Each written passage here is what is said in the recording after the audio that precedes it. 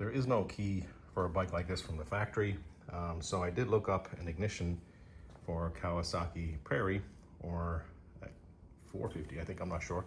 I'll show you the part number in the end, but this is what I ordered on Amazon. It is a Kawasaki replacement part, and I plan to make a bracket and kind of mount it onto this center bolt here.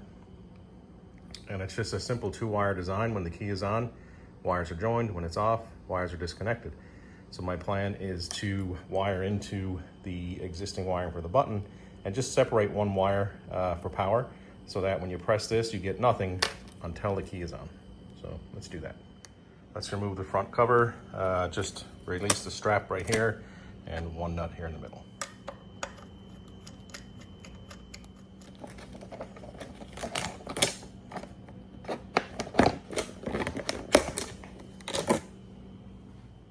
So this is the harness right here to the existing power button.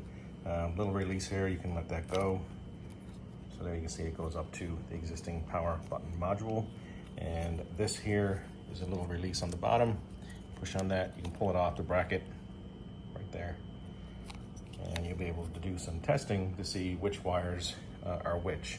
So basically one of those is obviously power full time, and whichever one it is on this side is the one I am going to interrupt with my keyed switch. So I did confirm that the black is the ground, obviously, but the thickest red has the voltage in it. So that's the one I'm going to snip and put my keyed switch in between. And basically all I did was I cut it and I joined on the switch. I wired in a fuse and put it back on to the power. So basically all I interrupted, this, instead of this wire going right here, it's cut and comes down through the fuse to the ignition that I bought, and then back to this here. Okay, so ignition is wired in and it's on and off, but we don't see anything because the main power is on. So if I turn it on, nothing happens till I turn the key. Everything powers up. So when the key is on, everything has power. You can turn it on or off from here, or if you leave it on, when you take off the key, everything is dead. So here you can see the connections. I did solder them and have heat shrink on them. And I'm also gonna add some wire loom and then zip tie everything up nice and neat in here. Here's the wiring complete. I did put some wire loom, as mentioned, all over here. I did zip tie each end to keep it in place.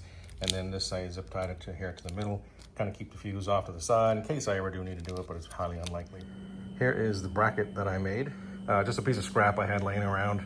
So I did drill a hole there, and the ignition fits in this hole. There's a slot for the ignition so it doesn't turn.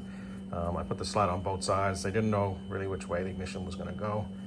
But this basically is gonna mount in right here onto the nut right here in the center that holds the front cover on. That's gonna sit right there. The ignition is gonna come up through there. So let me get it in position and I'll show you. You'll notice this particular ignition is thinner on one side, like it's offset from the base.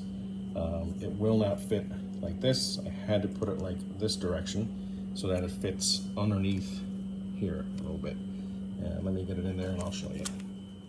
So once the ignition comes up through this bracket that I made, there is a ring that screws on and keeps it tight to that bracket, and then that screw goes right there. There it is with the front cover installed. I don't have the screw in yet because I do have to take this off and paint it black. And I think that's it. So here's the view when you're sat on the bike, and you can just kind of get your